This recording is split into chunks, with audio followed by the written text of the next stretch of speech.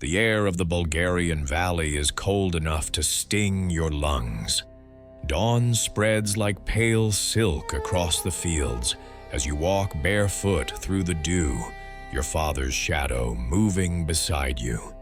The bells around the sheep's necks ring a quiet rhythm, the same rhythm that has marked every morning of your 12 years of life. Your mother waits by the cottage, smoke curling from the chimney, baking bread whose smell fills the air with comfort. You have never traveled more than a few miles from here. This valley, with its slow rivers and whispering trees, is your world. Small, safe, familiar. But that morning feels different. The silence of dawn is too deep, the mist too heavy. And then it comes, the thunder of hooves. Your father freezes. His hand grips your shoulder so hard it hurts. The sheep scatter, bells clanging in confusion. Your mother appears in the doorway, flower on her hands, eyes wide with dread. The clay jug slips from her grasp and explodes against the stones. Everyone in your village knows what the sound means. The Sultan's men have come. You hide behind the wooden cart, heart hammering in your throat. The riders approach. Ottoman officials in robes of deep crimson, their horses adorned with gold-threaded reins. Their faces are calm, unreadable. In their hands they carry scrolls sealed with wax, bearing the empire's insignia. When they dismount, no one dares speak. The elder of the village steps forward, trembling, his voice barely audible.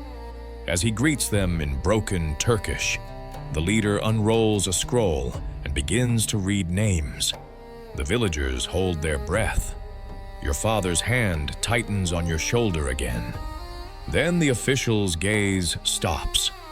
On you. He lifts a gloved hand and points. The world narrows. Your mother lets out a choked sound, falling to her knees, pleading in words the men don't care to understand. Your father stands stiff and silent, eyes hollow. He knows resistance means death for all of you. One of the soldiers grabs your arm. You twist, you fight, but it's useless. They tell your parents this is an honor, that you will serve the Sultan himself, that you'll have food, education, purpose. You will be raised for greatness.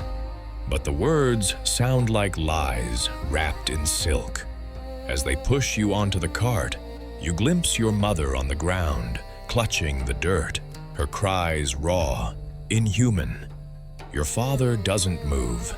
He stares at the horizon, as if by refusing to look, he can erase what's happening. The cart jolts forward. The wooden wheels grind over the stones. You look back, the cottage, the sheep, the morning mist, all of it shrinking into nothing. You will never see it again.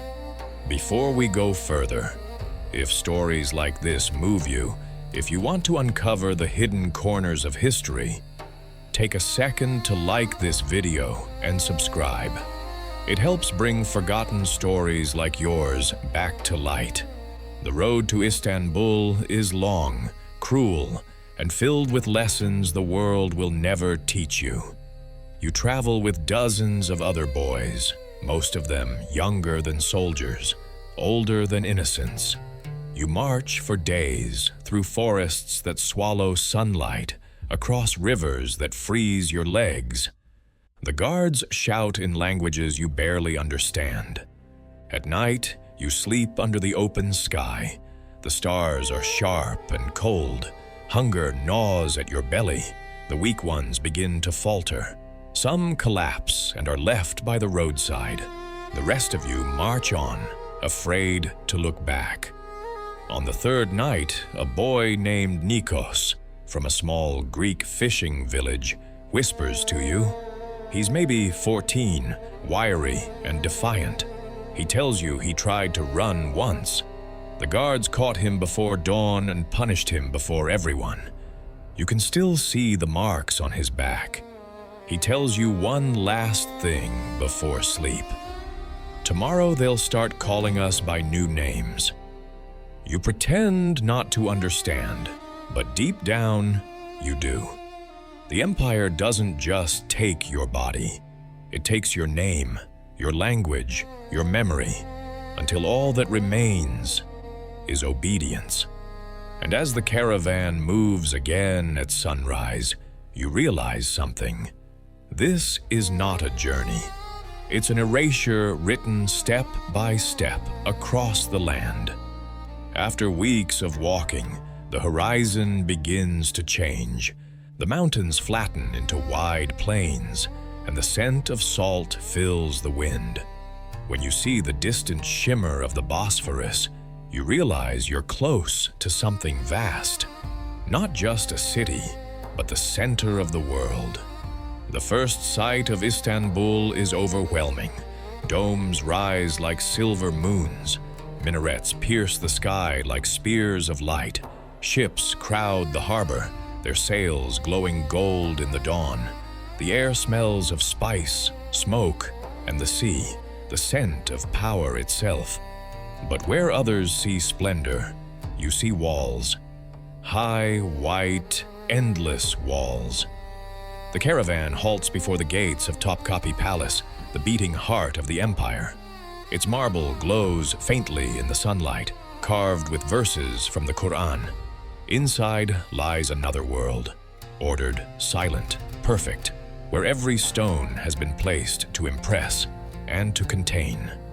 You are led through wide courtyards lined with cypress trees. Fountains murmur softly. Peacocks wander between the marble paths, their feathers shimmering with impossible colors. The beauty feels like mockery. Soon, the officials begin their selection.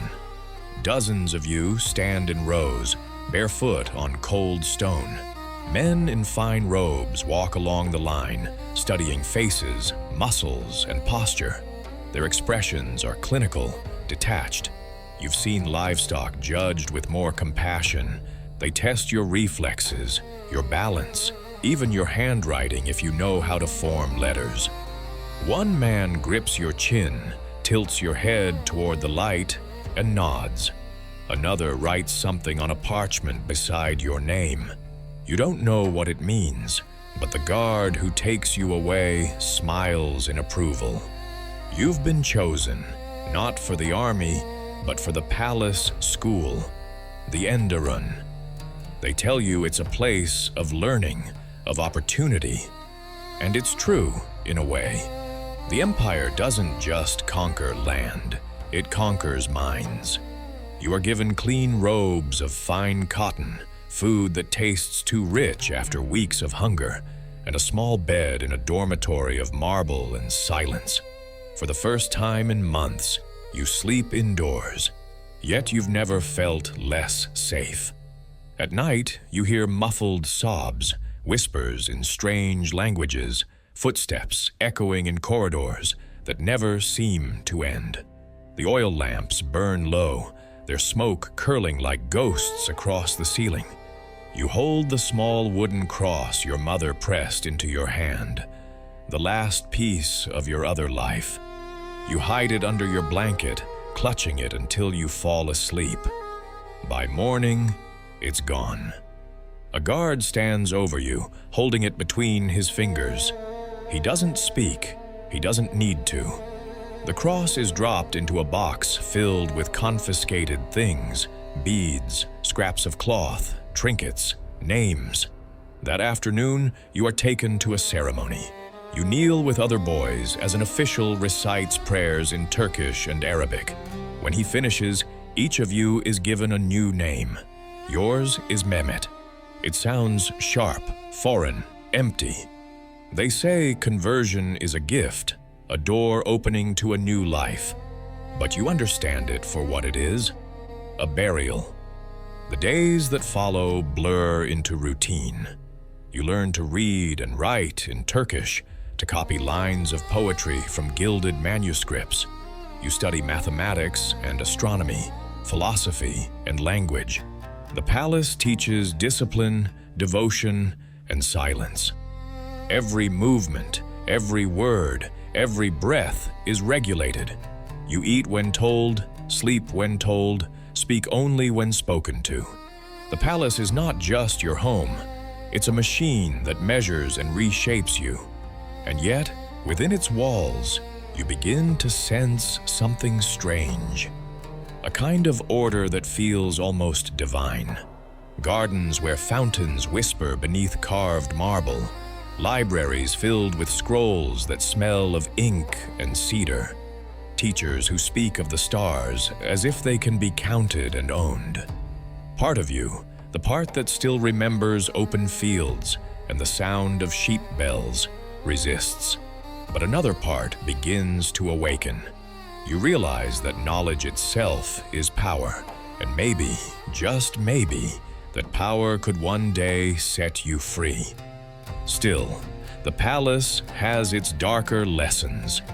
You learn to smile when superiors pass, even when your stomach twists in fear. You learn to lower your eyes and never ask where the missing boys go. Rumors circulate about those who displease their masters, about punishments that leave no marks but never heal. You stop asking questions. You stop thinking of escape. In the silence of your dormitory, surrounded by candlelight and marble, you start to understand the truth. You are not here to learn how to serve the empire. You are here to become it. Time begins to slip through your fingers like water. Days become months, and months become years. You grow taller. Your accent fades. You can now speak the Sultan's language more easily than your own. Sometimes you dream in it, and when you wake, for a moment, you forget the sound of your mother's voice. The palace has shaped you, not with love, but with precision. You study philosophy, calligraphy, the sciences, the histories of empires that rose and fell long before yours. You learn to write beautifully, to speak carefully, to stand in silence for hours without showing fatigue.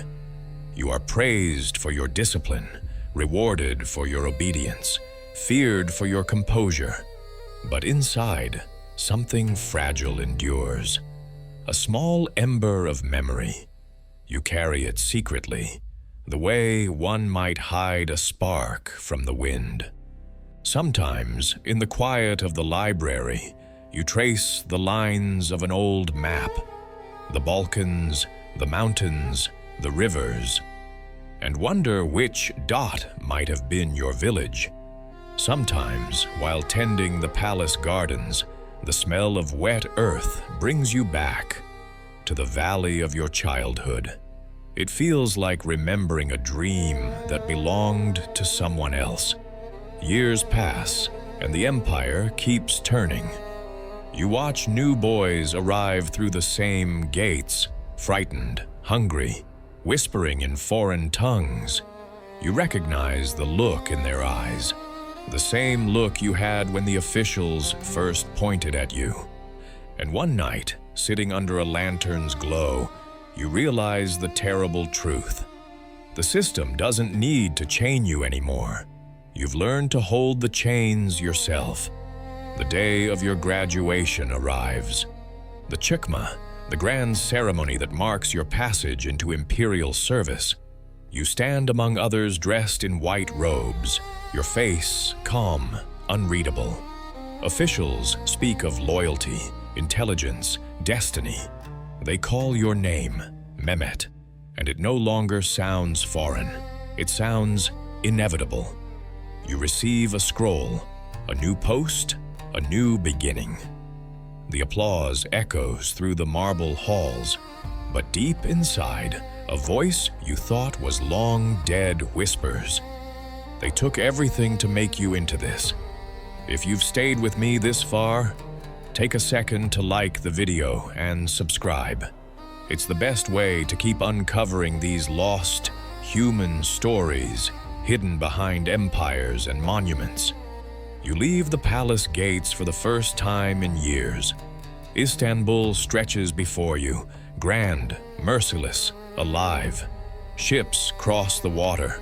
The call to prayer rolls over the rooftops. The empire's heart beats strong. But you no longer know if you're walking toward freedom or just another kind of service. In the years that follow, you rise, as the system intends. You write letters for governors, keep records for ministers, translate treaties for ambassadors. You wear fine clothes now. You dine with men of power.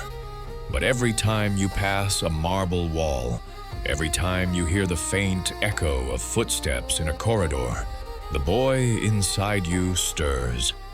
You see him sometimes, in reflections, in shadows. Still small, still looking back toward a village swallowed by mist. Decades later, the palace grows quieter. The empire begins to change. New rulers, new wars, new ways of thinking. The world outside is shifting, but the marble still remembers. One day, the palace gates open not for officials, but for visitors. Tourists from distant lands wander through the same courtyards, marveling at the tiles, the domes, the delicate calligraphy on the walls. They take photos of fountains that once echoed with children's laughter. They see beauty, and only beauty. No one speaks of what the walls have seen. The guide talks about architecture, art, politics. He does not mention the names of the boys who walked these corridors, or the price they paid for the empire's perfection. You are no longer there, but your story remains. In the stillness, in the cracks of the marble, in the silence between footsteps. Centuries pass, empires fall, but the echo endures. A boy taken from his valley, a family frozen in the mist, a life remade by force and silence. The walls keep their secrets, but they also keep their ghosts. And maybe that's why you're still here, not in flesh, but in memory. A reminder carved in time that behind every empire's splendor, there are lives that were not chosen. So if you listen closely, really listen, you can still hear the bells of the sheep faintly ringing across the fog, calling the boy home.